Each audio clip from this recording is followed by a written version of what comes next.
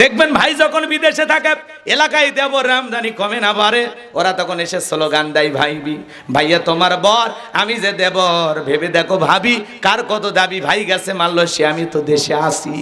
বাংলাদেশের ঐতিহ্যবাহী পাবনা জেলার সাতিয়া থানার অন্তর্গত আহমদ আলী হিফজুল কোরআন এতিমখানা ও ক্যাডেট মাদ্রাসার উদ্যোগে আজকের এই বিরাট ইসলামী জালসার কথা কন্যাকে আপনারা রাগ করতেছেন মনে হয়। মা বোন যারা বসে আলোচনা শুনতেছেন, মা দুইটা পুরুষ হইতে দূরত্ব বজায় রাখবেন। একটা দেবর আর একটু দুলা ভাই, এরা হলো মৃত্যুতুল্য, বিষাক্ত সাপের চাইতেও ভয়ঙ্কর। কথা কন্যাকে এই জন্য মা বোনদেরকে বলো, মা চারটা আমলে আপনাদের জন্য তা জান্নাতের দরজা খোলা। 1 নাম্বার 5 ওয়াক্ত সালাত, 2 নাম্বার হলো রোজা, 3 নাম্বার স্বামীর খেদমত, 4 নাম্বার হলো ফরজ পর্দা। মা বোনদের আমল কম দাম বেশি, জোরে কোন মারহাবা। মা বোনেরা 5 ওয়াক্ত সালাত সঠিকভাবে পড়ে না। জোহর পরে আসরের সময়, আসর পরে মাগরিবের সময়, আর মাগরিবের নামাজ হাঁসের বাচ্চা গরু ছাগল তুলবার যায় শেষ হয় কিনা।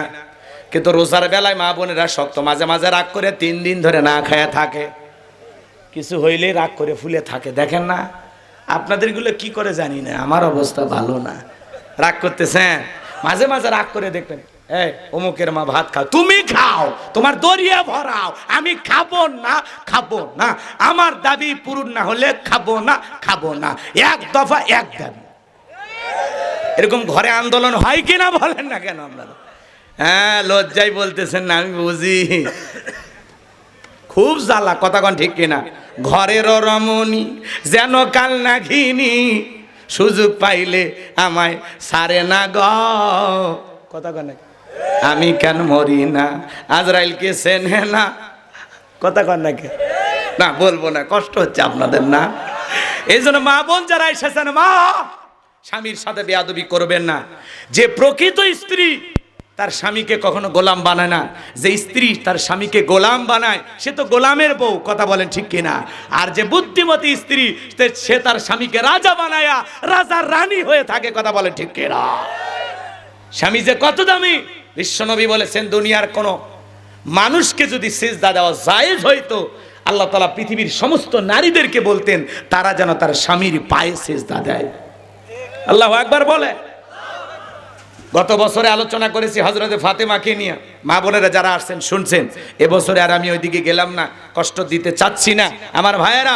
এই জন্য মা বোনদেরকে একটু পর্দায় রাখবেন তো ইনশাল্লাহ, রাখবেন তো ইনশাল্লাহ। আল্লাহ পাক মা বোনদেরকে সঠিকভাবে পর্দা করার তৌফিক দান করুন। জোরে বলুন আমিন, আর একটু জোরে বলুন আমিন। আবার এই যুব সমাজ যারা আছো তোমরা একটু সাবধান হও। এই যুবকদের মনের মধ্যে আক্ষেপ, এদের বিয়ে হচ্ছে না, হারে কি কষ্ট তোমাদের। শোনা, আমার সাথে যোগাযোগ করো, তোমার মা বাবাকে আমার সাথে ফোন ধরায় দিও। আর আমাদের এই ওয়াজের মধ্যে যে আছে, ছেলে যুবক হওয়ার সাথে সাথে ছেলের বিবাহের ব্যবস্থা করুন। এই ওয়াজগুলো বারবার বাজাবা মা বাবার সামনে, দেখবা বুঝতে পারবে যে বিয়ের বয়স হয়ে গেছে। কথা কান ঠিক কিনা? খালি বিয়ের ওয়াজ শুনবা, কি করবা? মা বাবাকে দেখলেই যে আলেমের বিয়ের ওয়াজ আছে, আপনার ছেলে যুবক হয়েছে, ঠিক আছে, আপনার ছেলের বিবাহের ব্যবস্থা করে দেন। মেয়ে যুবতী হয়েছে, বিবাহের ব্যবস্থা করে দেন। কথা বলে ঠিক কিনা? কারণ সে যেন তার যৌবনটাকে হেফাজত করতে পারে। তাছাড়া এই যে সারা রাত টাচ মোবাইল পাইয়া ঘরের দরজা বন্ধ করে লাগিয়ে দিয়ে ভিডিও দেখ, কথা কয় না, কথা কয় না। এই মোবাইলের মাধ্যমে যুব সমাজ নষ্ট হয়ে গেল। মোবাইলের ওজন কম, কিন্তু মোবাইলের মাধ্যমে পাপের ওজন কম না বেশি? জোরে বলেন, কম না বেশি? এই মোবাইল যুব সমাজকে ধ্বংস করে দিয়েছে। কথা বলে ঠিক কি না? দেশে মোবাইল আইছে, চিঠি বন্ধ হইয়াছে, দিওয়ানা বানাইছে, পোলা মাইয়ার মনের কথা ভাসে বাতাসে। এরা তাও বলেন, এ যুবক বলবো বলবো, লিল্লাহে তাকবীর। দেশে মোবাইল আইছে, চিঠি বন্ধ হইয়াছে, দিওয়ানা বানাইছে, পোলা মাইয়ার মনের কথা ভাসে বাতাসে। ও দেখো পোলা পানের মন বাদা ফেসবুকে এখন, ও দেখো পোলা পানের মন বাদা ফেসবুকে এখন, মোবাইলে চ্যাটিং কইরা কাটায় সারাক্ষণ। এই মোবাইল পাইয়া দেখো মদনের মাইয়া, এই মোবাইল পাইয়া দেখো মদনের মাইয়া কি কাণ্ড ঘটাইছে, স্বামী সংসার রাইখা নাকি পালাইয়া গেছে, স্বামী সংসার রাইখা নাকি পালাইয়া গেছে। দেশে মোবাইল আইছে সিটি বন্ধ হইয়াছে, দিওয়ানা বানাইছে, পোলা মাইয়ার মনের কথা ভাসে বাতাসে। ও দেশে টিকটক আসিয়া সব গেল ভাসিয়া। কথা বলেন এখানে, ছোট ছোট বাচ্চা সেও টিকটক করে, মহিলা নুডলস রান্না করে তাও টিকটক করে। হ্যালো বন্ধুরা, দেখেন কিভাবে নুডলসটা রান্না করতে হয়, মনে হয় সাপাত একটা। কথা কন না কে আছে না নাই? স্বামী শুয়ে আছে তাও টিকটক করতেছে, দেখছেন না আপনারা? রাগ করেন না, এই টিকটকের বউ যারা পাচ্ছেন কপাল তাদের খুলে গেছে, কারণ টিকটক করে আপনার বউ তো কোটি কোটি টাকা ইনকাম করতেছে নাকি? কর বইয়ের চেহারা দেখায়া যেই নারী তার সৌন্দর্য প্রদর্শন করে টাকা ইনকাম করে, একটা পতিতা আর ওর মধ্যে কোনো পার্থক্য নাই। কথা বলে ঠিক না? খবরদার কোনো মহিলা টিকটক করবেন না। কি হয়েছে আপনার? একটু আয়নার যা সাজে গুজে টিকটক করে, আর কি রং ঢং, বাপরে বাপ, মানে বিশ্ব সুন্দরী যে জান্নাতের হুর পালিয়ে আসছে, সৌন্দর্য দেখানোর লোক পাচ্ছে না, টিকটক করে ফেসবুকে সোশ্যাল মিডিয়ায় ভিডিও ছাড়তেছে। কথা কর না, এই টিকটক বউ যারা পাচ্ছে, এই টিকটকার বউ, এদের কপালে দুনিয়াতে জাহান্নাম জুটছে। কথা কন ঠিক কিনা? বউ যদি টিকটক করে মাথা ঠিক থাকে, আমার বউ মানুষ দেখবে এটা বউ, ওই বউ রাখার দরকার আছে, ডাইরেক্ট তালাক দেন। টিকটকের বউ নিয়ে শান্তি পাবেন না, ও তো রং ঢং করে কি করবে নিজেও জানে না। কথা কন না কে?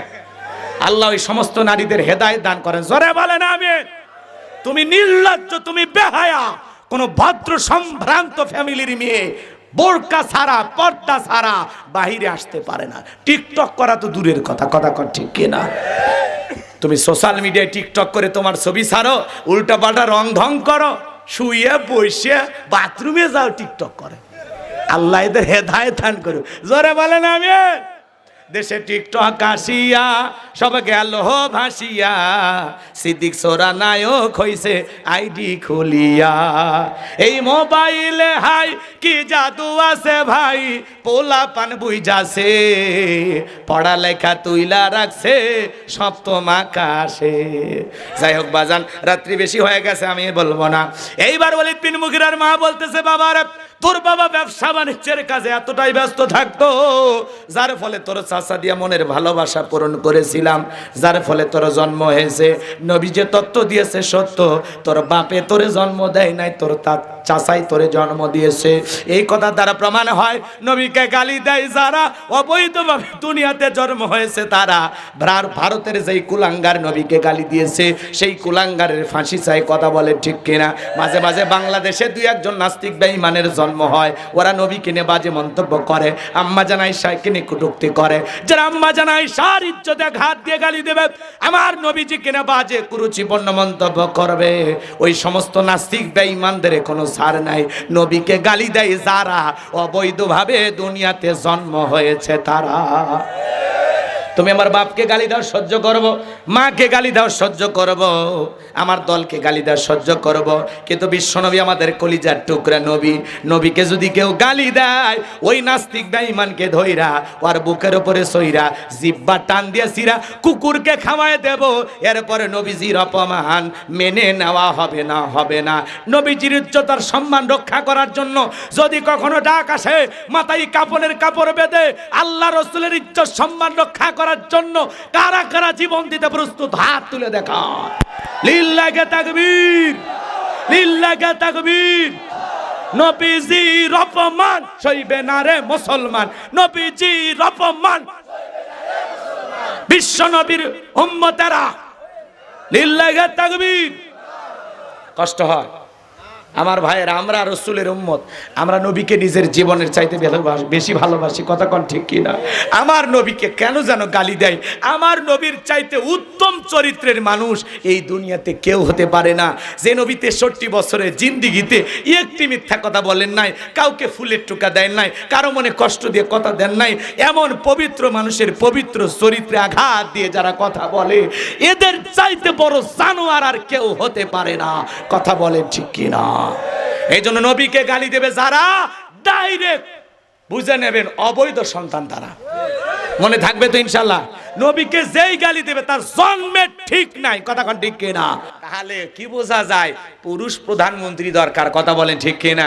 আমরা বিগত বছরে অনেক নারী নির্যাতন জুলুমের শিকার হয়েছি। 16 বছরে নারীর জ্বালায় এই জীবন অর্ধেক হয়ে গেছে। ঘর জামাইয়ের মতো ছিলাম, কোনো টু শব্দ করার মতো অবস্থা ছিল না। এই জন্য কোনো কথা বললেই নারী নির্যাতনের মামলা দিয়ে দিত। কথা বলেন ঠিক কিনা? আমার ভাইয়েরা, শুধু কি তাই, সাবেক প্রধানমন্ত্রী বক্তব্য দিতে গিয়ে বলেছিলেন, আমি নারীর অধিকার এমনভাবে প্রতিষ্ঠিত করব, পুরুষ বাড়াবাড়ি করলে এই দেশে পুরুষের কোনো অধিকারই থাকবে না। তার দাম্ভিকতা ক্ষমতার চেয়ার চূর্ণ বিচূর্ণ হয়েছে। এই জন্য নারীদের জেদ বেশি। ওরা ক্ষমতার চেয়ারে বসে যে শান্তি পায়, ওরা জীবন দেবে তাও চেয়ার ছাড়বে না। কথা বলে ঠিক কিনা? দেখলেন না জেদ করে 16 বছর লাগলো চেয়ার ছাড়তে। এজন্য যারা যায় চেয়ারে তারা থাকে গিয়ারে। এজন্য আপনাদেরকে বলতে চাই, আগামীতে আমরা বাংলাদেশে কোনো নারী প্রধানমন্ত্রী নির্বাচিত করব না। আমেরিকার নির্বাচন থেকে শিক্ষা গ্রহণ করতে হবে। ওরা ডোনাল্ড ট্রাম্পের মতো একটা নেতাকে মেনে নিল যে সকাল বিকাল ঈশ্বরচাচার মতো উল্টাপাল্টা বক্তব্য দেয়, তারপরেও ডোনাল্ড ট্রাম্পকে ওরা পুরুষ হিসেবে মেনে নিল, মহিলাকে মেনে নিল না। আগামীতে বাংলাদেশের নির্বাচনে এই দেশের সরকার যিনি হবে পুরুষ প্রধানমন্ত্রী চায়, কারা 2 হাত তুলে দেখা। লিল্লাহি তাকবীর। এখন কেমন পুরুষ নির্বাচিত করবেন সেটা আপনাদের বিষয়। কথা বলেন ঠিক কি না? যাকে যোগ্য মনে হবে, সৎ মনে হবে, ভালো মনে হবে, যার কাছে বাংলাদেশ গেলে পুরো দেশের মানুষ নিরাপদে থাকবে, কোনো হিংসা থাকবে না, মারামারি থাকবে না, ফেতনা বাজার থাকবে না, এমন মানুষকে আগামীতে নির্বাচিত করা লাগবে। কথা বলে ঠিক কি না? আর বহু মাঝে মাঝে অডিও কল, যেই মানুষের জীবনে কল রেকর্ড ফাঁস হয় না, এখন ইচ্ছে করে একটা স্থানীয় নেতাকেও, তৃণমূলের নেতাকেও ফোন দিয়ে খোঁজ খবর নেয়। তার মানে কি কি বুঝতেছেন? আবার ওরাই কল দিয়ে ওরাই রেকর্ড ফাঁস করে দেয়। কথা কন ঠিক কি না? শর্ট করে ঢুকতে চায়। আপনি আসেন তো, কথা কয় না কেন?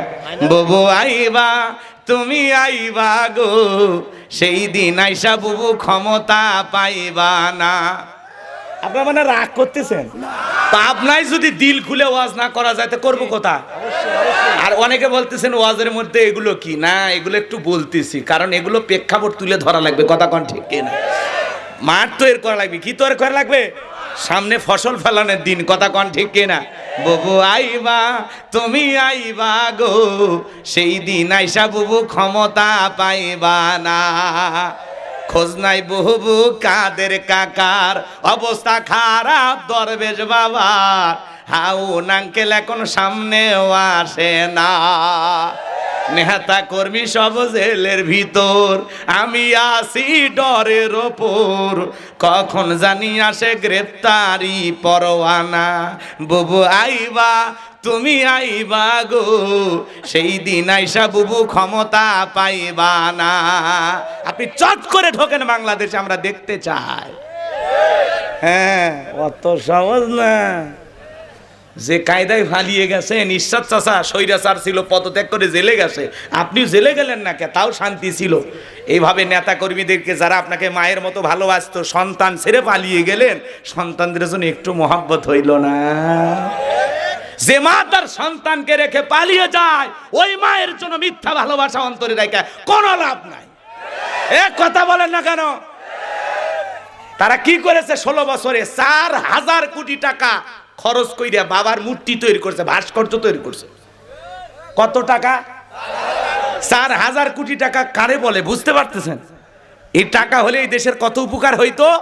গরিব খাইতে পারে না। কথা বলে না কেন?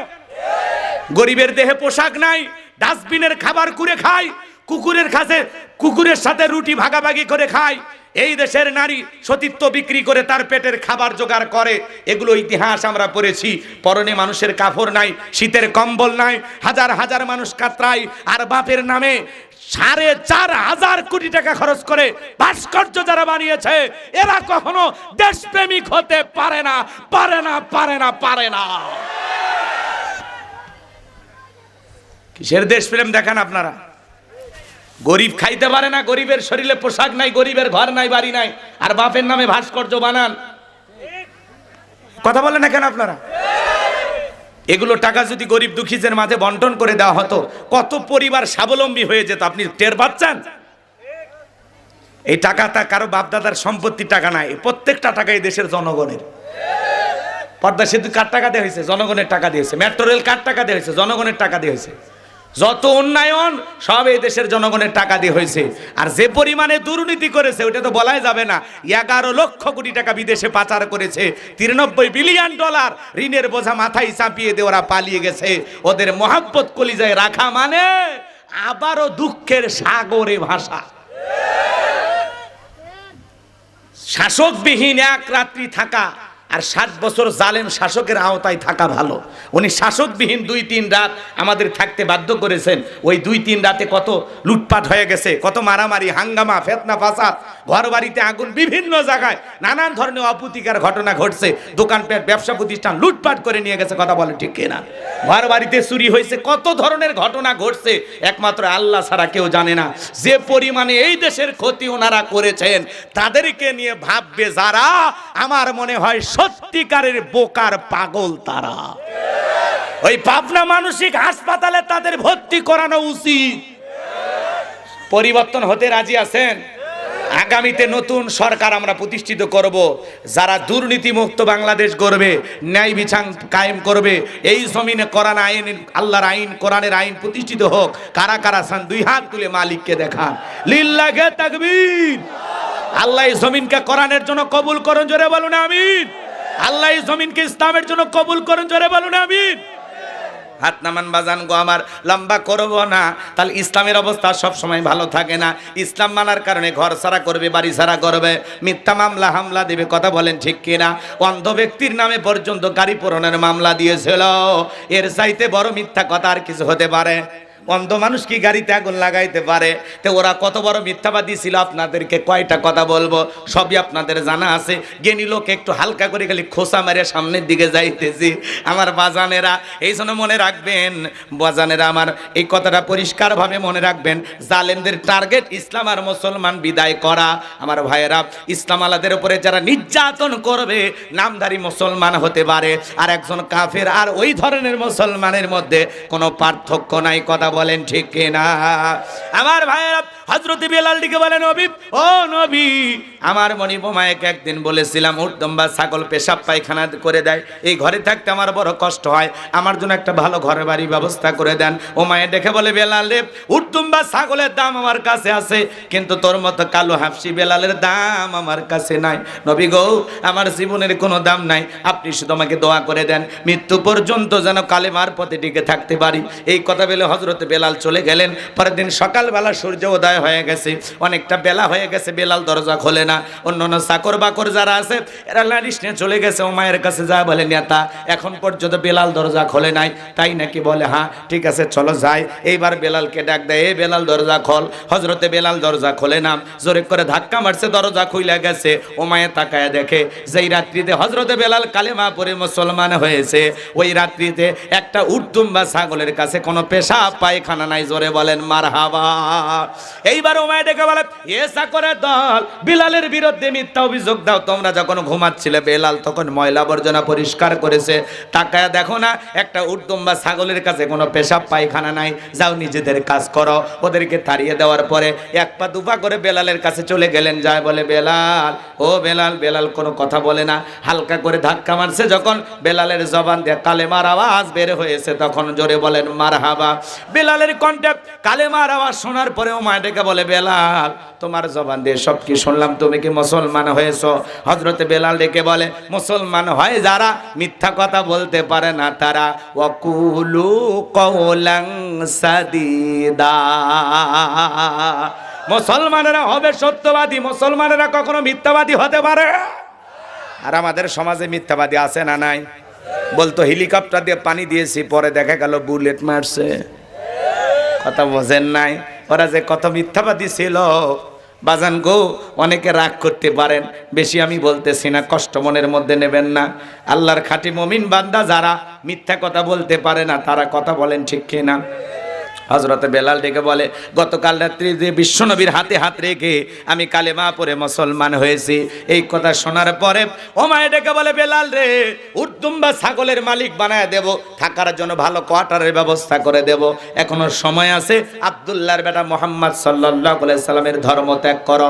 হযরতে বেলাল ডেকে বলে ও উমাইয়া, দুনিয়ার কোন পার্থিব সম্পদের বিনিময়ে বেলাল তার ঈমান বিক্রি করবে না। ওমা এই কথা শোনার পরে ডেকে বলে আমার কথা না শুনলে আমাদের বড় নেতা আবু জেহেলকে ডাক দেব, খবর পৌঁছায় দেব আবু জেহেলের কানে। হযরতে বেলাল ডেকে বলে কোন বড় নেতা ছোট নেতা এখন কাউকে গোনার টাইম নাই। আমি দুনিয়ার কোন আবু জেহেলকে ভয় করি না, আমি ভয় করি আমার আল্লাহকে। আল্লাহ ছাড়া দুনিয়ার কোন মানুষকে ভয় করা জায়েজ নাই। কথা কয় না কে? আপনারা তো ভয় পাচ্ছেন নাকি? ভয় পাচ্ছেন?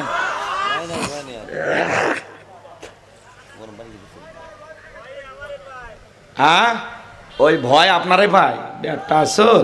আমার ভাইয়েরা, আমার ভাইয়েরা গভীর মনোযোগ দিয়ে কথাগুলো বোঝার চেষ্টা করেন। আমি যে কথা বলতে চাচ্ছিলাম হৃদয়ের কান পেতে কথাগুলো শুনে যান। এইবার ওমায় দৌড়ে চলে গেছে আবু জেহেলের বাড়িতে, যা বলে নেতা আমার বাড়ির কি দাস বেলাল কালেমা পড়ে মুসলমান হয়েছে তাই নাকি? বলে হ্যাঁ ঠিক আছে যাও আমি আসতেছি। আবু জেহেলের একটা বিশেষ বাহিনী ছিল যাদের কাজই হলো মুসলমান ইমানদারদের উপর নির্যাতন জুলুম চালানো। আজও পৃথিবীর জমিনে তাকায় দেখবেন জালেমদের বিশেষ একটা বাহিনী থাকে যাদের কাজই হলো মুসলমান আল্লাহওয়ালাদের উপর নির্যাতন জুলুম চালানো। ওরা ক্ষমতায় টিকে থাকার জন্য এই দেশের নিরীহ মুসলমানদেরকে টার্গেট করে, আলেমদেরকে টার্গেট করে। কথা বলে ঠিক কিনা? ওরা বিশেষ বাহিনী দিয়া এদেশের ইমানদারদের জবান বন্ধ করার চেষ্টা করে, ইমানদারদের পথে বাধা সৃষ্টি করে। কথা বলেন ঠিক কিনা? তার বাস্তব প্রমাণ আপনারা দেখেছেন কিনা?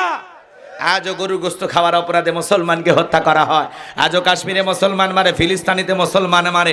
মনে রাখবেন ওই জালেমদের শেষ পরিণতি হবে পরাজয়, আর ইমানদারদের শেষ পরিণতি হবে বিজয়।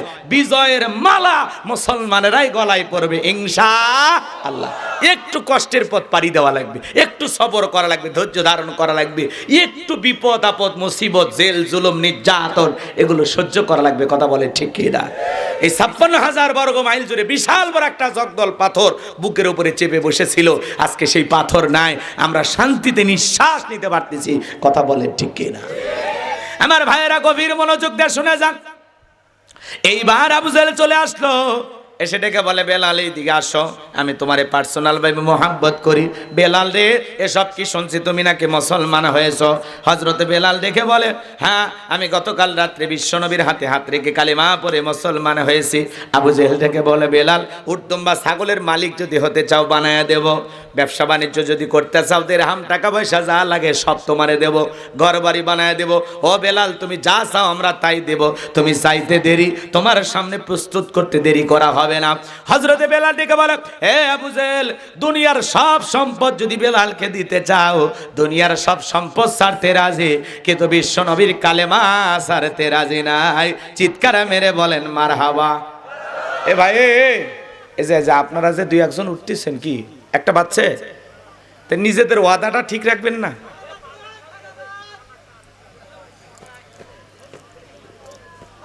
না কষ্ট হইলে বলেন, আমিও ছেড়ে দিয়ে আপনারাও বাঁচেন। জুমার রাত বেশি কষ্ট দেব না আপনাদেরকে, ওটা বসা করবেন না, নিজেদের ওয়াদা ঠিক রাখবেন। আমি বলছি না ওয়াদা ভঙ্গ করা কিসের লক্ষণ, তা আপনার ওয়াদা আপনি খেলাপ করবেন কেন? সামান্য এই কয়েক মিনিটের জন্য বীরের মতো বসে থাকেন, শেষ পর্যন্ত মজা পাবেন। খারাপ লাগে নাকি? নাকি ওই কথাগুলো বলাতে ওনাদের ভক্ত নাকি?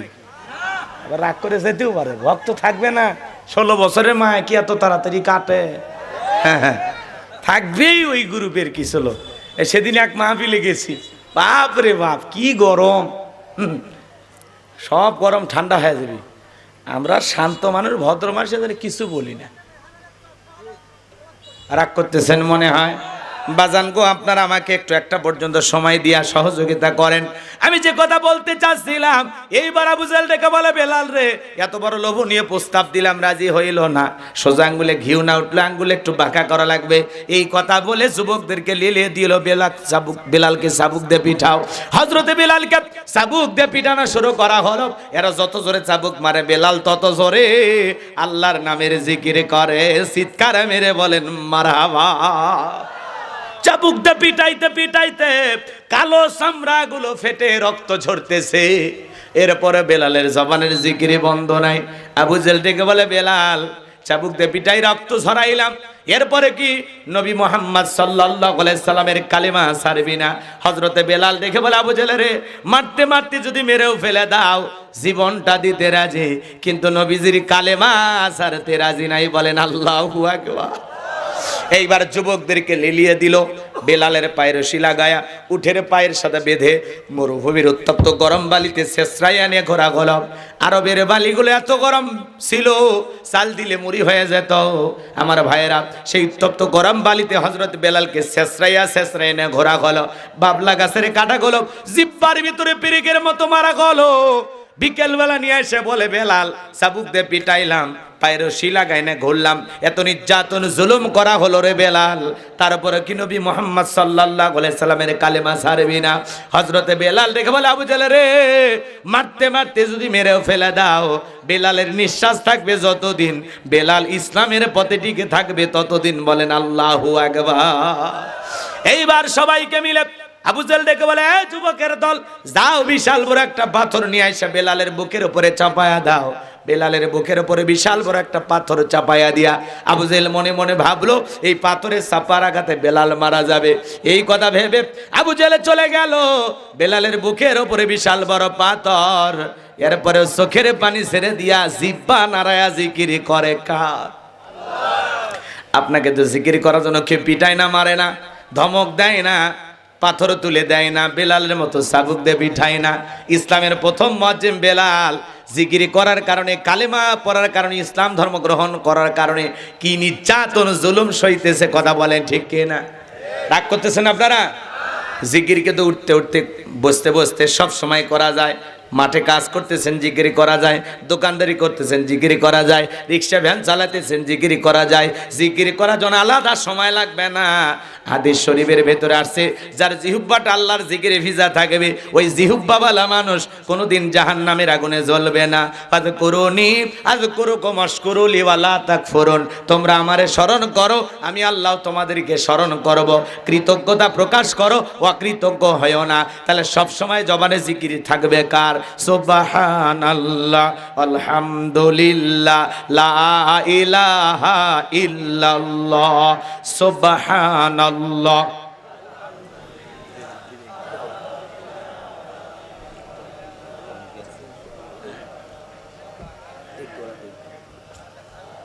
সুবহানাল্লাহ, আলহামদুলিল্লাহ, লা ইলাহা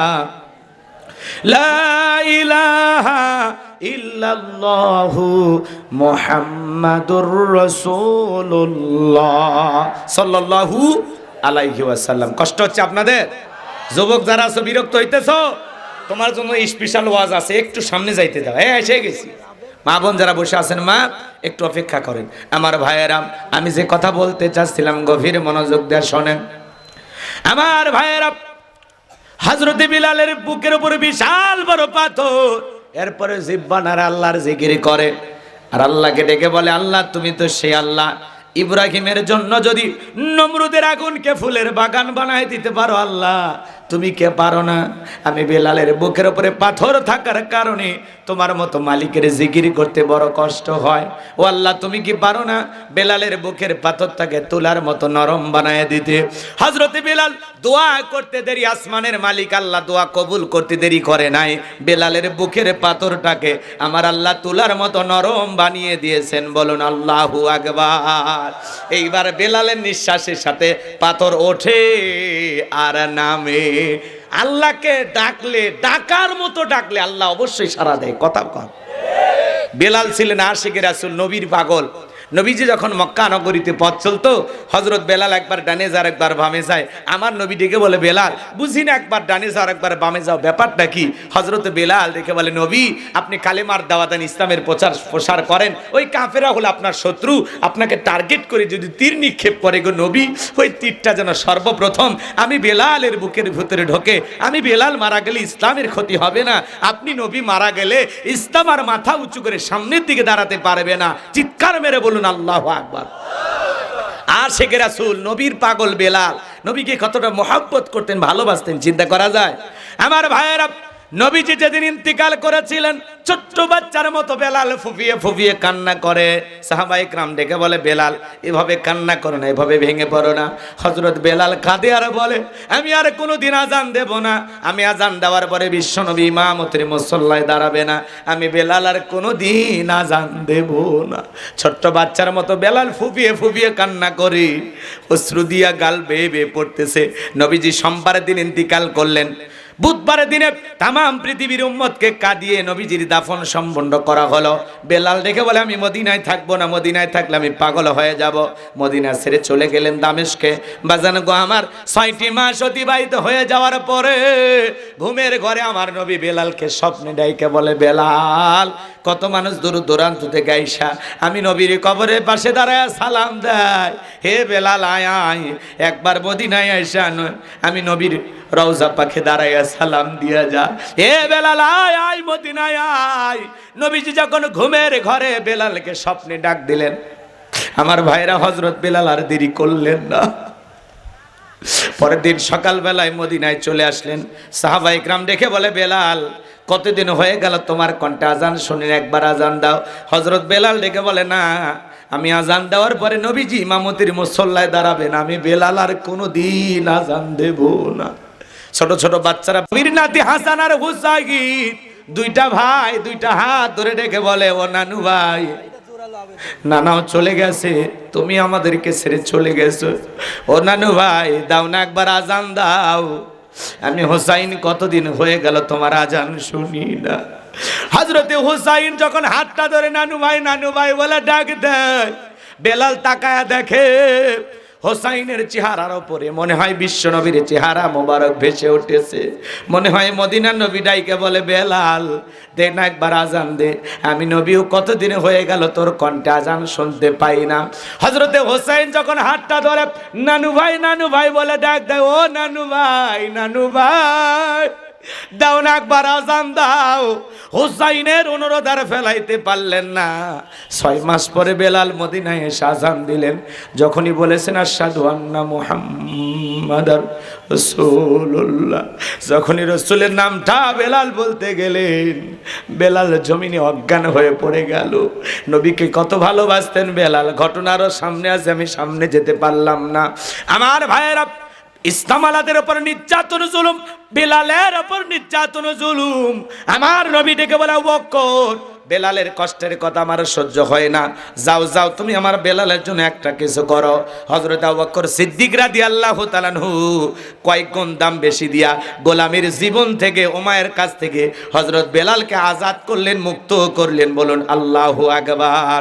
এই যখন ইসলামের অবস্থা, একদিকে সন্তান হারানোর ব্যথা, অন্যদিকে সাহাবায়ে কেরামদের উপর নির্যাতন জুলুম, নবীজির মনটা যখন খারাপ, বলেন তো নবীর যখন মন খারাপ, নবীকে সান্ত্বনা দেওয়ার দায়িত্ব কার? আরেকটু জোরে ডাক দিয়ে বলেন কার? আমার আল্লাহ রাব্বুল আলামিন ডেকে বলেন, এ জিবরাইল, আমার বন্ধুর মা নাই বাবা নাই, আমি ছাড়া আমার বন্ধুর আর কেউ নাই রে জিবরাইল। এ জিবরাইল আর করিস না দেরি, লাহু মাহফুজ থেকে সূরা কাউসার নিয়ে যা, আমার বন্ধুর উপরে নাজিল কর তাড়াতাড়ি। আমার নবী ডেকে বলে, আনাস আমার মনটা কেন খারাপ তোমরা জানো কি? তোমার মুস্কি হাসি দেওয়ার কারণ হলো এই মাত্র আসমান থেকে জিবরাইল এসে আমার উপরে সূরা কাউসার নাজিল করলো। চিৎকার মেরে বলুন আল্লাহু আকবার। জবান ছেড়ে সবাই তেলাওয়াত করুন, ইন্না আ'তাইনাকাল কাউসার ফাসাল্লি লিরাব্বিকা ওয়ানহার ইন্না শানিয়াকা হুয়াল আবতার। আল্লাহু আকবার। কোরআন শুনতে খারাপ লাগে, তিলাওয়াত করতে খারাপ লাগে? ছোটবেলায় বাবার হাত ধরে আমরা মসজিদে গিয়েছিলাম, ইমাম সাহেবের কণ্ঠে সূরা ফাতিহা শুনেছিলাম। আজকে আপনার বয়স 30, 40, 50 বছরও পার হয়ে গেছে। এই যে বিগত 50 বছর ধরে আপনি সূরা ফাতিহা শুনতেছেন। যারা 5 ওয়াক্ত সালাত আদায় করে কমপক্ষে 40 বার সূরা ফাতিহা পাঠ করতে হয়। কেউ কি রাগান্বিত হয়ে বলেছে যে সূরা ফাতিহা পড়তে আর ভাল লাগে না, কাল থেকে সূরা ইখলাস দিয়ে নামাজ শুরু করব? কে বলেছে? কথা বলে না কেন? আপনার মসজিদের ইমাম সাহেব যদি বলে ভাই আমি 25 বছর ইমামতি করলাম, সূরা ফাতিহা দিয়ে শুরু করছি, আজ থেকে মাগরিবি আমি সূরা ইখলাস দিয়ে শুরু করব, হুজুর যদি শুরুতেই বলে কুল হুয়াল্লাহু আহাদ, আপনারা পিছন থেকে কি বলবেন? আল্লাহু আকবার। ও হুজুর আগে সূরা ফাতিহা পড়েন, এরপরে অন্য সূরা ধরেন। কথা বলেন ঠিক কিনা? তবে যেটাই বলেন, মক্কার ইমাম যদি সূরা ফাতিহা ছাড়া নামাজ পড়ায় অবশ্যই নামাজ হবে, হবে না? তবে আমাদের বাইতুল মোকাররমের খতিব পড়ালে অবশ্যই হবে। হবে? হবে না। কারণ কি? সূরা ফাতিহা ছাড়া কোনো সালাত হবে না। কষ্ট হয় আপনাদের? এদিক খেয়াল করেন। কোরআনের ভিতর আল্লাহ এমন একটা আকর্ষণ দিয়েছে, জোরে পড়লেও মজা লাগে, টেনে পড়লেও মজা লাগে, আবার মাঝামাঝি সুরে পড়লেও মজা লাগে। কোরআনের আকর্ষণ কখনো কমে না। একটা গান 2 দিন 3 দিন 4 দিন শুনলে মানুষ কয় এ প্যানপ্যানি বন্ধ কর তো, কিসের বাসর ঘরের বাতি বন্ধ কর, কথা কর না কে, কিসের বাদামে বন্ধ কর। রাগ করতেছেন আপনারা? একটা গান 2 বার 3 বার 5 বার শুনলে মানুষ বিরক্ত হয়, ওই গানের আকর্ষণ নষ্ট হয়। কিন্তু কোরআনের ভিতর আল্লাহ পাক এমন একটা আকর্ষণ দিয়েছে, কিয়ামত পর্যন্ত এই আকর্ষণ কমবে না। চিৎকার মেরে বলুন সুবহানাল্লাহ। যার কণ্ঠ যত ভালো, তার কণ্ঠ দিয়ে কোরআন শুনতে তত বেশি মধুর লাগে। কথা কয় না? কথা কয় না? এই সূরাটায় যদি টেনে পড়া হয় মজা আছে না নাই? আমার কণ্ঠ হয়তো ভালো না, তারপরে যদি চেষ্টা করি, একেবারে কি খারাপ হবে? ইন্না আ'তাইনাকাল কাউসার ফাসাল্লি লিরাব্বিকা ওয়ানহার ইন্না শানিয়াকা হুয়াল আবতার। মজা আছে না নাই?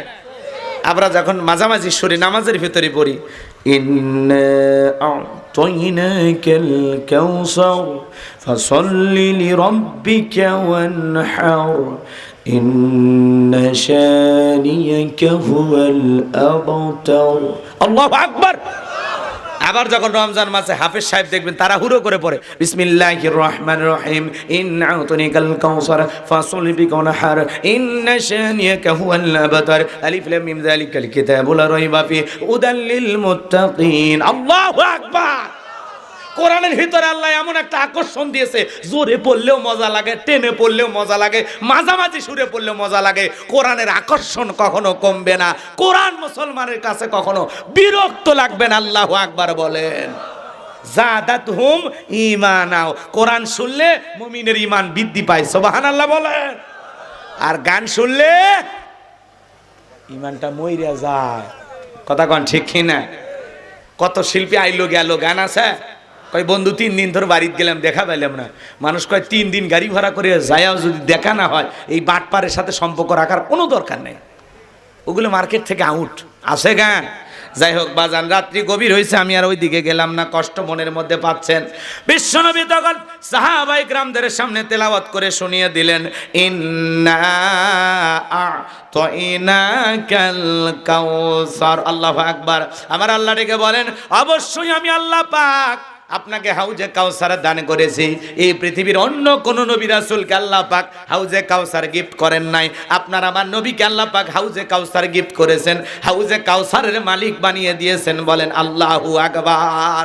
এজন্য আল্লাহ পাক বলেন, ইন্না আ'তাইনাকাল কাউসার। নিশ্চয় আমি আল্লাহ পাক আপনাকে হাউজে কাউসার দান করেছি। এই হাউজে কাউসারের পানি মধুর চাইতে মিষ্টি, দুধের মতো সাদা, পানির চাইতে ক্লিয়ার। ওই কঠিন কিয়ামতের ময়দানে যেদিন বিচার দিবস কায়েম হয়ে যাবে, যেদিন সূর্যটা সোহাত মাথার উপরে চলে আসবে, যেদিন জমিন হবে তামার জমিন, পাহাড় পর্বত গাছগাছালি নদী নালা খাল বিল কোনো কিছু থাকবে না, পুরো পৃথিবীটা হয়ে যাবে ফাঁকা। আমার ভাইয়েরা, ওই কঠিন কিয়ামতের ময়দানে যেদিন মা তার সন্তানের পরিচয় দেবে না, স্বামী স্ত্রী পরিচয় দেবে না, ভাই ভাইয়ের পরিচয় দেবে না, ওই কঠিন কিয়ামতের ময়দানের বিচার দিবসের একদিন হবে 50,000 বছরের সমান। যেদিন আল্লাহর আরশের ছায়ার নিচে 7 শ্রেণীর মানুষ ছায়া পাবে, ওই 7 শ্রেণীর মানুষকে আল্লাহ পাক আরশের নিচে ছায়া দিয়া সেখান থেকে আল্লাহর প্রিয় বান্দারা কিয়ামতের ফাইনাল খেলা উপভোগ করবে। জোরে বলেন মারহাবা। আল্লাহ পাক জানো তার ভিআইপি আরশের নিচে আমাদেরকেও ছায়া দান করেন। জোরে বলেন আমিন। মানুষ যখন দলে দলে বিশ্ব নবীর কাছে যাবেন হাউজে কাউসারের পানি পান করার জন্য, মানুষ অনেকগুলো যাবে, কিছু মানুষের সামনে আল্লাহ পদ্মার আবরণ তৈরি করে দেবেন। আমার নবী তখন ডেকে বলে, আল্লাহ আমি মানুষের সংখ্যা অনেক দেখতে পাইলাম, কেন জানি সংখ্যা কমে গেল, ব্যাপারটা বুঝতে পারলাম না। আমার আল্লাহ ডেকে বলে, বন্ধু পাইকারি দরে সবাইকে আপনি হাউজে কাউসারের পানি পান করাইতে পারবেন না। দুনিয়ার জমিনে 2টা অপরাধ করেছিল যারা, আজকে হাউজে কাউসারের পানি পাবে না তারা। কয়টা অপরাধ? জোরে বলে। নবীজির কাছে মানুষ যাবে, হাউজে কাউসারের পানি পান করবে, রসুলের হাতে 1 পেয়ালা হাউজে কাউসারের পানি যদি কেউ পান করতে পারে, জান্নাতে ঢোকা পর্যন্ত তার আর তৃষ্ণা লাগবে না। সুবহানাল্লাহ বলেন। রসুলের হাতে, রসুল পেয়ালা নিয়ে দাঁড়িয়ে আছেন। শোনেন, হযরত আবু বকর সিদ্দিক রাদিয়াল্লাহু তাআলা পেয়ালাগুলো ভরায়া দিবেন, মাঝখানে দাঁড়িয়ে থাকবেন হযরত ওমর। বিশ্বনবীর হাত থেকে, এদিক খেয়াল করেন, হযরত আবু বকরের হাত থেকে নিয়ে ওমর বিশ্বনবীর হাতে দেবেন, আর নবীজি তার আদরের উম্মতদেরকে খুঁজে খুঁজে হাউজে কাউসারের পানি পান করাবেন। রসুলের হাতে 1 পেয়ালা করে হাউজে কাউসারের পানি কারা কারা পান করতে চান হাত তুলে দেখান। দেখি দেখি। আল্লাহ দেখতেছেন, আল্লাহ দেখতেছে না? বলেন আজকে আমরা যে হাত তুলে হাউজে কাউসারের পানি চাইতেছি, আল্লাহ দেখে কিনা? আল্লাহ আমাদের সবাইকে রসুলের হাতে 1 পেয়ালা করে হাউজে কাউসারের পানি পান করা তৌফিক দান করুন। জোরে বলুন আমিন। আল্লাহ পাক আমাদের সবাইকে সেই হাউজে কাউসারের পানি পান করার তালিকাভুক্ত করুন। জোরে বলুন আমিন। আল্লাহ সেই তালিকায় আমাদের নামগুলো লিখে নেন। জোরে বলেন আমিন। আল্লাহ পাক সবাইকে রসুলের হাতে 1 পেয়ালা হাউজে কাউসারের পানি পান করা তৌফিক দান করুন। জোরে বলুন আমিন। হাত নামান। এই যে পানি চাইলেন আর পাইলেন, অতই সহজ।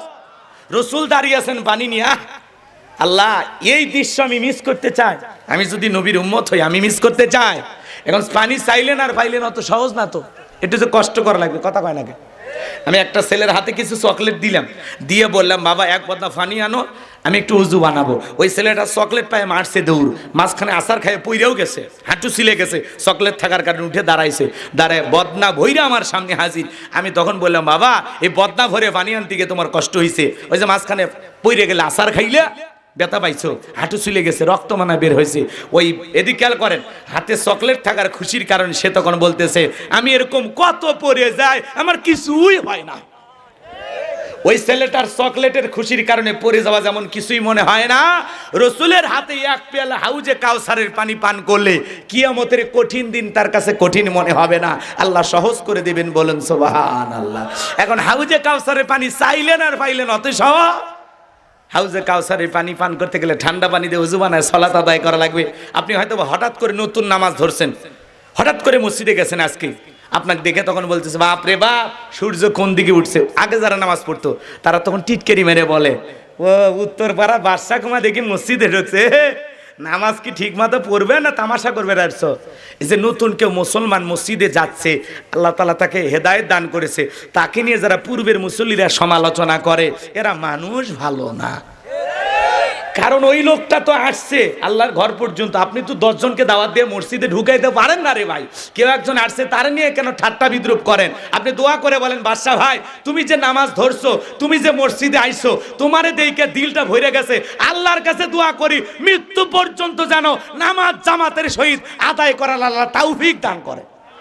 আপনি দোয়া করেন, বুকে টানেন, কথা কয় না ভাই।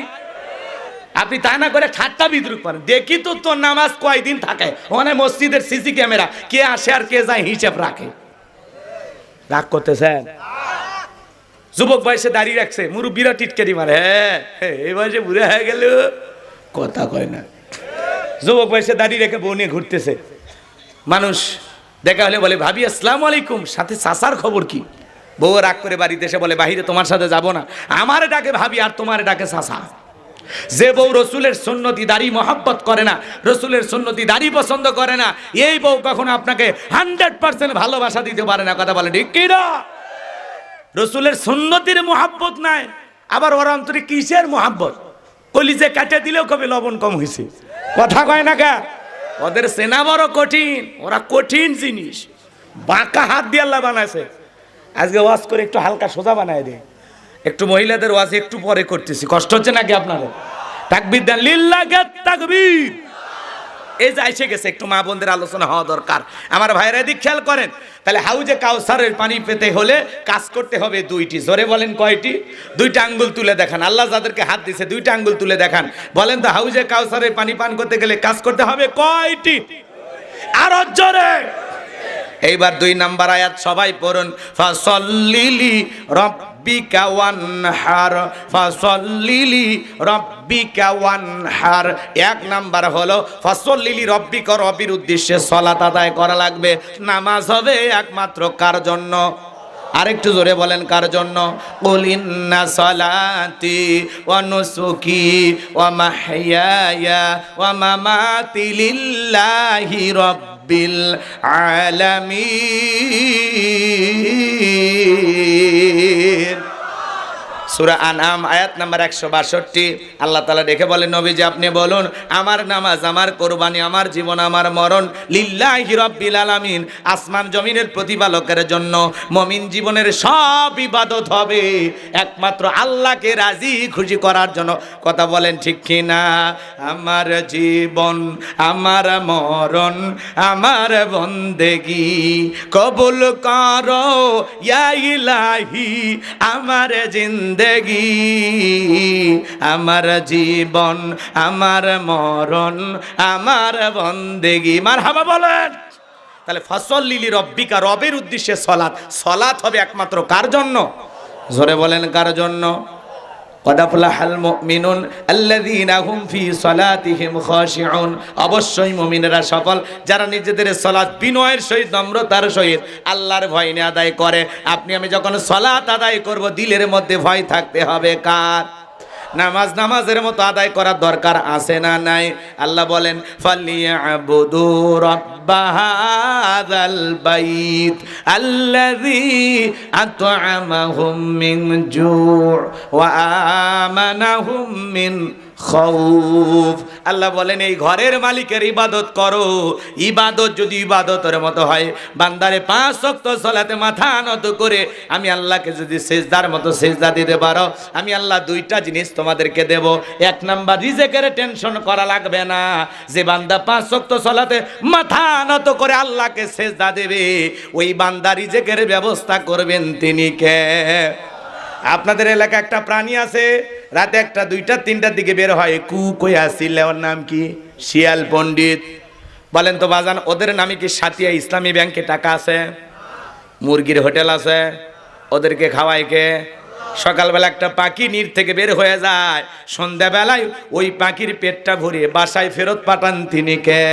তাহলে রিজেক দেওয়ার মালিক কে?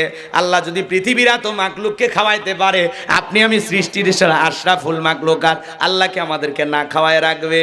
রিজেক দেওয়ার একমাত্র মালিক কে? রিজেকের মালিক উত্তরপাড়া রাজ্জাক না, ওইটা আব্দুর রাজ্জাক, ওইটা দাস, ওইটা গোলাম, ওইটা আল্লাহর বান্দা। কথা কন, রাজ্জাক কে? রিজেক দাতা একমাত্র কে? ওয়ামা মিন দাব্বাতিন ফিল আরদি ইল্লা আলাল্লাহি রিজকুহা। আল্লাহ বলেন, পৃথিবীতে এমন কোন বিচলনশীল প্রাণী নাই যার রিজেকের ব্যবস্থা আমি আল্লাহ আসমান থেকে করি না। তাহলে বলেন তো বাজান, রিজেক দেওয়ার মালিক কে? নামাজ নামাজের মতো আদায় করা লাগবে। আজকে পবিত্র মসজিদে যায় মারামারি। কথা কন, বাংলাদেশের জাইতুল, এদিক খেয়াল করেন, বাংলাদেশের জাতীয় মসজিদ বাইতুল মুকাররমে আজকে যা দেখেন তাবলিগের 2 গ্রুপে মারামারি লাগছে। কথা কন নাকি আপনারা? আপনারা টেলিভিশনে নিউজ আজকে দেখেন নাই? আমরা বলতে চাই, আপনারা যারা তাবলিগ করেন, আপনারা তো ভালো মানুষ, কি সুন্দর দাওয়াত দেন, কি সুন্দর মানুষকে ভোরবেলা ডাক দেন, নামাজের পথে আহ্বান করেন। আপনারা যদি এইভাবে গ্রুপিং করেন, এভাবে নানান ধরনের যেখানে সেখানে মারামারি বেজে দেন। এতে তো বোঝা যাচ্ছে অনেকের ভেতরে উদ্দেশ্য খারাপ আছে। কথা বলে ঠিক কিনা? এই যে গত 5 তারিখে এই দেশের কওমি অঙ্গনের সমস্ত উলামা ইকরাম যারা তাবলীগ পন্থী আলেম ওলামা সবাই ঐক্যবদ্ধ হয়ে ঢাকায় একটি মহাসমাবেশ করেছেন, জনসমুদ্রে পরিণত হয়েছে। তাদের এক দফা দাবি ছিল যে ইজতেমা হবে একবার।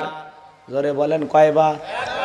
তারা যে 9টা দাবি রেখেছিলেন আমার ভাইরা, তার মধ্যে এরকম একটা দাবি ছিল যে ইজতেমা হবে একবার আর ওলামা ইকরাম তার তত্ত্বাবধান করবে। আমরা বলতে চাই আজকে বাংলাদেশে তাবলীগ পন্থীদের ভিতরে 2টা গ্রুপ হয়ে যাওয়ার কারণে বাইতুল মোকাররমে যে কায়দায় মারামারি শুরু হয়ে গেছে।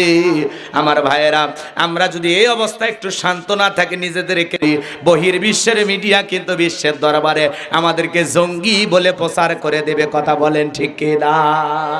এজন্য মসজিদ মারামারি করা জায়গা না, মসজিদ হলো ইবাদতের জায়গা, মসজিদের আদব আছে। কথা বলে ঠিক কিনা? আর এই মানুষগুলো তাবলীগ করতে গিয়া মসজিদে অবস্থান করিয়া মনে করতেছে মসজিদ মনে নিজের বাসার মতো নাকি। এই জন্য অনুরোধের ভাষায় বলবো, আপনারা যেভাবে দাওয়াতি কাজ করতেছেন আলহামদুলিল্লাহ। অনেক মানুষ তাবলীগে যাইয়া সিল্লা দিয়া আল্লাহ তাআলা হেদায়েত দান করছেন, পরিবর্তন হয়ে গেছেন, দাড়ি রাখছেন, নামাজ ধরেছেন। আপনাদের এই দাওয়াত অস্বীকার করার কোনো সুযোগ নাই। আপনাদের মাধ্যমে অসংখ্য মানুষ আল্লাহওয়ালা হয়ে গেছে, অসংখ্য মানুষ নামাজ রোজা ধরেছে। কথা বলে ঠিক কিনা? আপনাদের দাওয়াতকে আমরা অবশ্যই স্বীকার করি, কিন্তু আপনাদেরকে বলবো আপনারা বিনয়ের সহিত একটু ঠান্ডা মাথায় দাওয়াত দেওয়ার চেষ্টা করেন। কথা বলে ঠিক কিনা? বাংলাদেশের ধর্ম উপদেষ্টার পক্ষ থেকে বাংলাদেশের টঙ্গীর ময়দানে 2টা ইজতেমা হবে, 2টারই তারিখ ঘোষণা করা হয়েছে। কথা বলে ঠিক কিনা? এখানে আমরা যারা আসছি আমরা কোন পন্থী এটা মূল বিষয় নয়। মূল বিষয় হলো আকীদাগত সমস্যা, কারো বক্তব্যের সমস্যা, কেউ সাহাবা ইকরাম বিদ্বেষী, নবী রাসূল বিদ্বেষী, এমন কাউকে আমরা বাংলাদেশে সাপোর্ট করব না। কথা বলেন ঠিক কিনা? কথা কন নাকি আপনারা? রাগ করতেছেন আপনারা? এই জন্য এদিক খেয়াল করেন, সে কত বড় আলেম ওইটা আমাদের দেখার বিষয় নাই। মনে রাখা লাগবে পরিষ্কারভাবে, আমরা তাবলীগের ভিতরে গুরুত্বের হয়ে তারা মারামারি করবে এই নরম মানুষগুলো, এটা আমরা চাই না।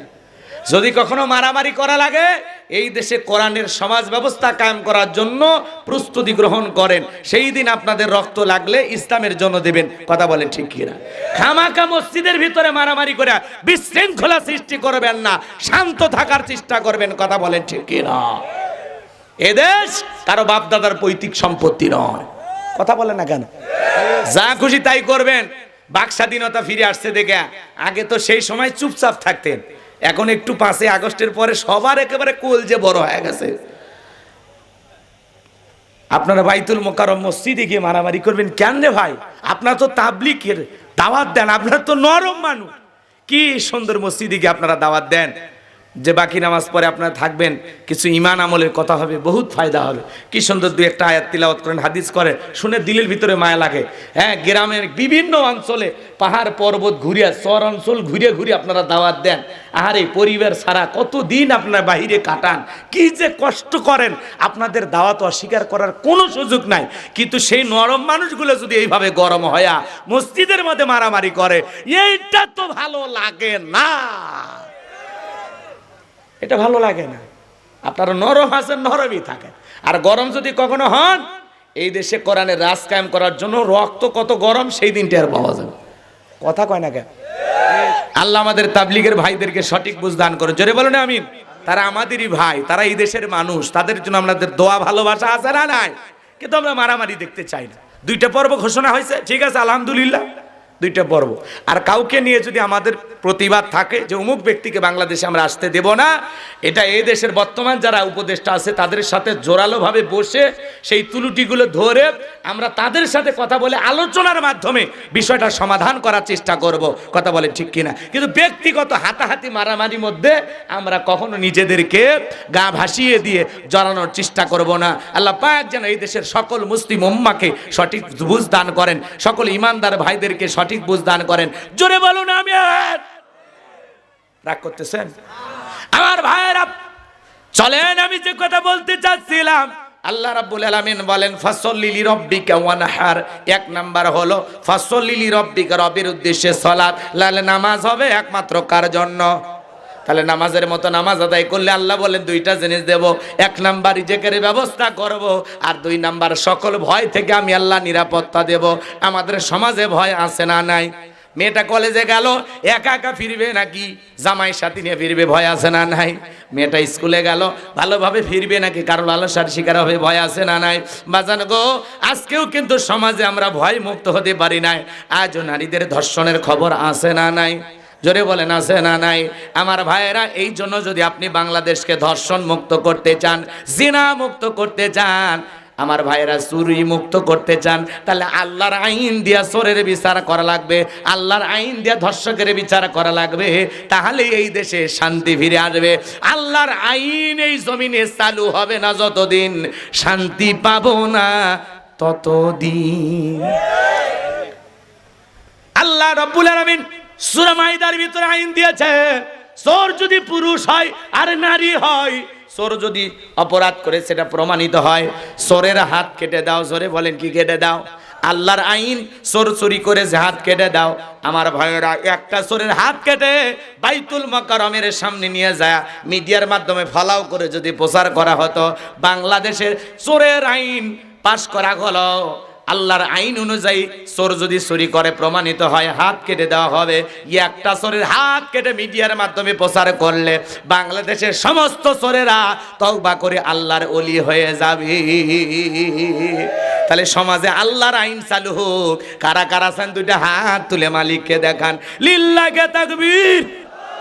আলা লাহুল খলক ওয়াল আমর। সৃষ্টি যার, আইন চলবে সে আল্লাহর। কথা বলে ঠিক কিনা? আল্লাহর বিধানেই মুক্তি, আল্লাহর আইনেই শান্তি। আল্লাহর বিধান জমিনে কায়েম না হওয়া পর্যন্ত ওই লেলিন কানভাসের আইন দিয়া, ওই ভারতের দাদার আইন দিয়া, লন্ডন আমেরিকার আইন দিয়া পৃথিবীর একই মাটিতেও শান্তি প্রতিষ্ঠিত হবে না।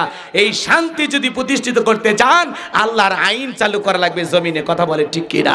আল্লাহর আইন যদি একবার এই জমিনে চালু হয়ে যায়, বাংলাদেশটা জান্নাতের টুকরায় পরিণত হয়ে যাবে। কথা বলে ঠিক কিনা? কোনো মারামারি থাকবে না, টেন্ডারবাজি সাদাবাজি থাকবে না। কথা কয় না?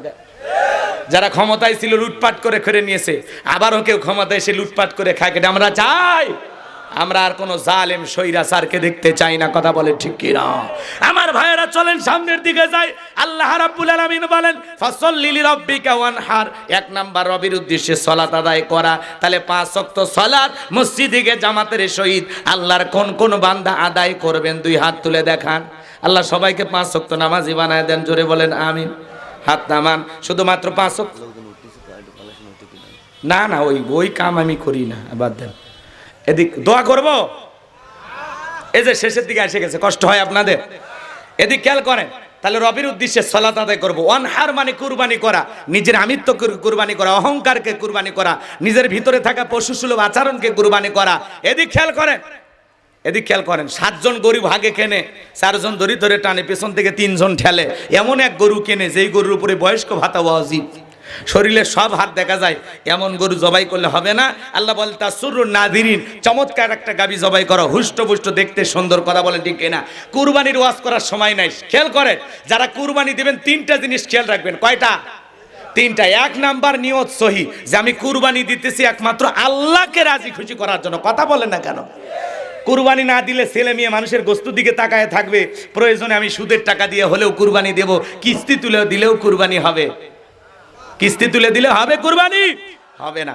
অনেকে বলে জামাই বাড়িতে গোস্ত না বাড়লে মান সম্মান থাকবে না, কুরবানি না দিলে গ্রামের মানুষের চোখে ভালো থাকবে না। এরকম চিন্তা ভাবনায় যারা কুরবানি দেবে, এদের কুরবানি হবে না। তাহলে কুরবানি দিতেছি আমি একমাত্র আল্লাহকে রাজি খুশি করার জন্য। আর 2 নাম্বার, এদিক খেয়াল করেন, ইনকামটা বৈধ হওয়া লাগবে। যেই টাকা দিয়ে কুরবানি পশুটা ক্রয় করবেন, টাকাটা হালাল হওয়া লাগবে। আল্লাহ পবিত্র, তিনি পবিত্র বস্তুকে ভালোবাসে। এই জন্য ওই সুদের টাকা, ঘুষের টাকা, হারাম টাকা, ওই টাকা দিয়ে কুরবানি দিলে কুরবানি হবে। তাহলে ইনকামটা বৈধ হওয়া লাগবে। 3 নাম্বার, ফসল্লি লিরাব্বিকা ওয়ানহার, আগে নামাজ পড়ো তারপরে কুরবানি করো। নামাজ হবে যেই রবের জন্য, কুরবানি হবে সেই রবের জন্য। ওয়ালাকি ইয়ানালুহু তাকওয়া মিনকুম, আল্লাহ বলে বান্দা কয় লাখ টাকার গরু কুরবানি দিলি ওইটা আমি দেখি না, তুমি যদি 20,000 টাকার একটা ছাগলও কুরবানি দাও, তোমার নিয়ত যদি সহি হয়, টাকাটা যদি হালাল হয়, তুমি যদি নামাজি হয়ে কুরবানি দিতে পারো, ওই ছাগলের রক্ত জমিনে পড়ার আগেই আমি আরশের মালিক আল্লাহর কাছে কবুল হয়ে যাবে। এজন্য কুরবানি হবে কার জন্য? আল্লাহর জন্য। দিতে রাজি আছেন তো ইনশাআল্লাহ? এবার 3 নাম্বার আয়াত, ইন্না শানিয়া কাহুয়াল আবতার। আল্লাহু আকবার।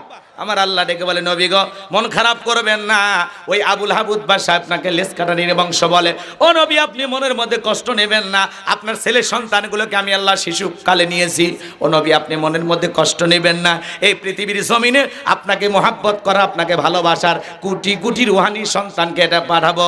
নবী গো যারা আপনার জন্য জীবন দিতে রাজি, আল্লাহু আকবার বলেন। আজকে পৃথিবীতে 700 কোটি মানুষ, এর মধ্যে 200 কোটি মুসলমান, আমরা সবাই রসুলের রুহানি সন্তান।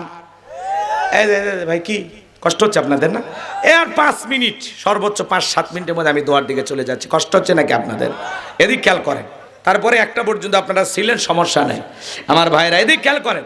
নবীজির অপমানে যদি না কাঁদে তোমার মন, মুসলিম নয় তুমি মুনাফিক, নবীজির দুশমন। কথা বলেন ঠিক কি না? আমার ভাইরা মুসলমান যারা হবে এরা কখনো নবীর অপমান মেনে নিতে পারে না। কথা কয় না কেন? না না না, দরকার নাই, অনেক হয়েছে।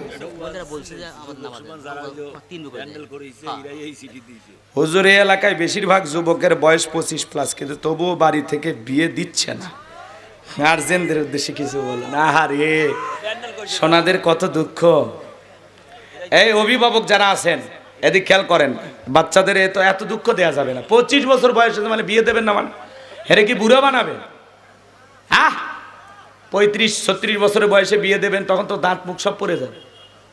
যুবক বয়সে বিয়ে দেন, কথা কন ঠিক কিনা? এদের মনের দুঃখটা বোঝার চেষ্টা করেন। চরিত্র হেফাজতের জন্য যত দ্রুত সম্ভব এদের বিবাহের ব্যবস্থা করে দেন। আল্লাযীনা হুম লিফুরুজিহিম হাফিজুন, নিজের যৌবনটাকে সংযত রাখো, নিজের যৌবনটাকে হেফাজত করো। যুবকেরা নিজেদেরকে কন্ট্রোল করে রেখেছেন 25 বছর, যাদের সন্তানদের বয়স হয়ে গেছে বিবাহের ব্যবস্থা করবেন। এদিক খেয়াল করেন, শেষ কথাটা 5 মিনিটে ফিনিশিং দিয়ে যায়। কষ্ট হচ্ছে নাকি আপনাদের? এইদিক খেয়াল করেন, নবীকে আল্লাহ তাআলা বলতেছেন, ও নবী আপনার ছেলেগুলোকে নিয়ে মন খারাপ করবেন না, এই দুনিয়ার জমিনে আপনার রুহানি সন্তান আমি পাঠায়া দেব, যারা আপনাকে নিজের জীবনের চাইতেও বেশি ভালোবাসবে। আল্লাহু আকবার বলেন। এই জন্য এদিকে খেয়াল করেন, নবীকে মাঝে মাঝে কিছু লোক গালি দেয়, দেখেন না?